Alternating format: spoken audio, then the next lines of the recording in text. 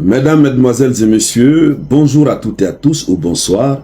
Cela dépend de l'heure à laquelle vous recevrez cette vidéoconférence de l'unique samouraï que je suis. Soyez une énième fois les bienvenus. Vous êtes sur la tribune d'éveil des consciences. Alors, c'est chaud à Tinzaouatine. C'est chaud sur les terreaux du côté du nord du Mali. Tinzaouatine, la région célèbre tristement par l'œuvre dangereuse des terreaux. Tinzaouatine dont nous avons parlé tout récemment. Tinzaouatine où il y a eu une coalition des terreaux de l'Afrique de l'Ouest, y compris ceux-mêmes qui étaient en Afrique centrale, australe. Ils se sont mis en coalition.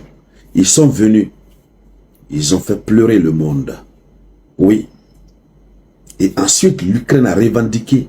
L'Ukraine s'en est réjouie. On en a parlé.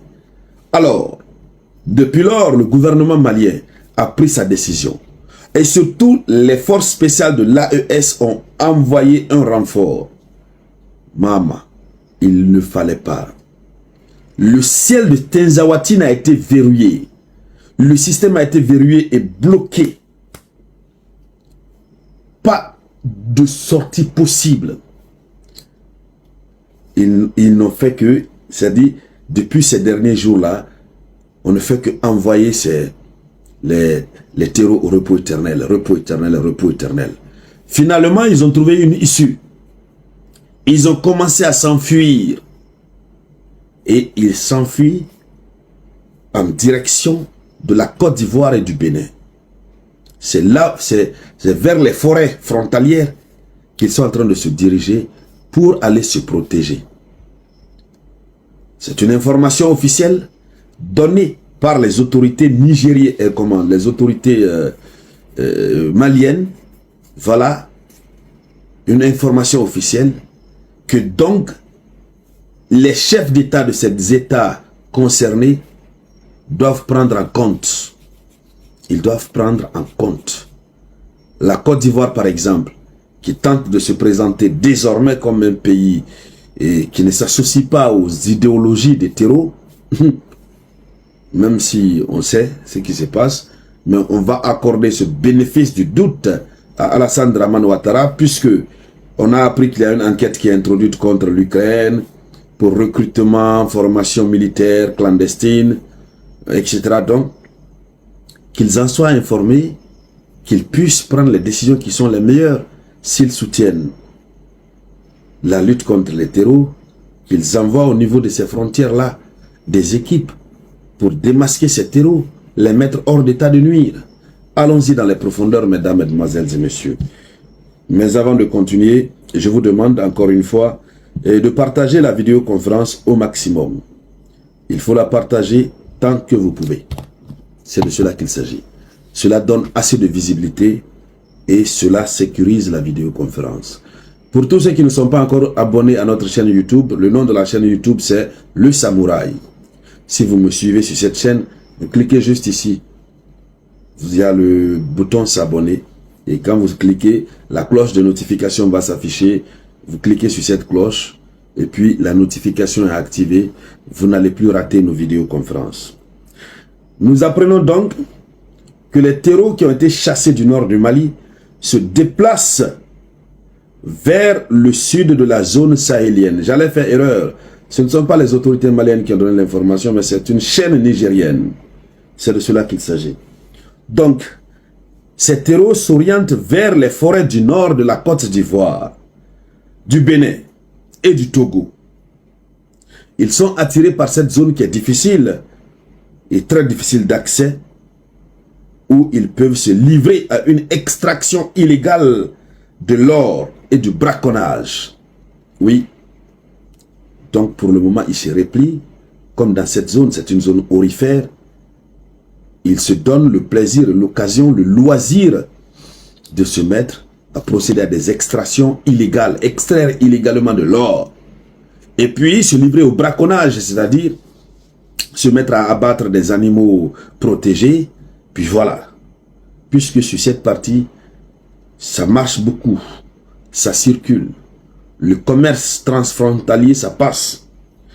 Donc, Évidemment, le commerce transfrontalier leur profite également à travers la circulation intense des personnes et des marchandises.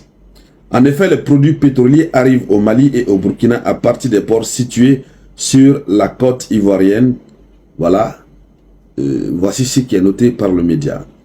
Donc, pour cette raison, Abidjan avait installé à la frontière avec le Mali et le Burkina des bases militaires avec un contingent d'environ 2500 soldats. De plus, une académie internationale de lutte contre le terreau fonctionne à Jackville. Ça, c'est en Côte d'Ivoire. Voilà, l'établissement est cofinancé par l'Australie, l'Union européenne, le Canada, etc. Donc, malgré tout ça, on ne sait pas pourquoi cette zone continue, malgré les semblants de bases militaires pour lutter contre les terreaux qui sont installés là, les académies, mais les terreaux sont toujours attirés par cette localité. C'est vrai parce qu'il y a de l'or dans cette localité, mais surtout c'est parce que ils y trouvent refuge, parce que au contraire, au lieu que ces installations qui sont là soient là pour les dénicher, soit là pour les mettre hors d'état de nuire, nous avons comme l'impression que ces installations sont là pour les protéger. C'est pourquoi ils fuient Tinzawatine pour se retrouver là dans la zone. Anyway, ils seront poursuivis jusqu'à leur dernier retranchement.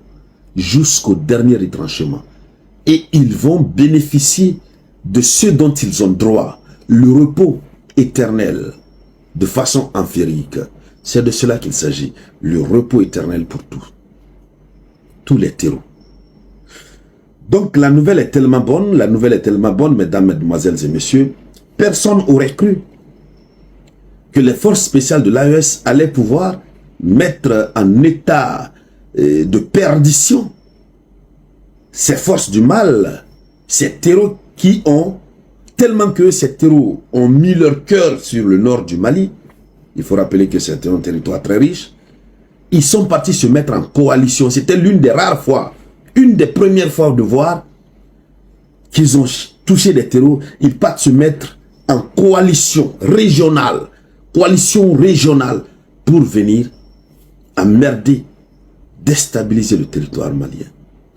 Mais ils ont lu l'heure. Actuellement, c'est le calendrier qu'ils sont en train de lire. C'est de cela qu'il s'agit. Et donc, mesdames, mesdemoiselles et messieurs, voici l'information. Merci donc à toutes et à tous de partager la vidéoconférence au maximum. Pour ceux qui ne sont pas encore abonnés à notre page Facebook, le nom c'est Le Samouraï. Voilà, si vous me suivez sur Facebook, il suffit juste de cliquer sur la vidéo, vous cliquez ici, vous allez voir le bouton suivre. Si vous cliquez et que le bouton suivre n'apparaît pas, vous allez voir une cloche. Ça veut dire que vous êtes au bon lieu. Vous cliquez sur la cloche, vous avez activé la notification. Ça vous permettra de ne plus rater nos vidéoconférences. Merci donc à toutes et à tous. Je vous reviens tout à l'heure avec de nouvelles actualités. C'était la voix de votre unique samouraï.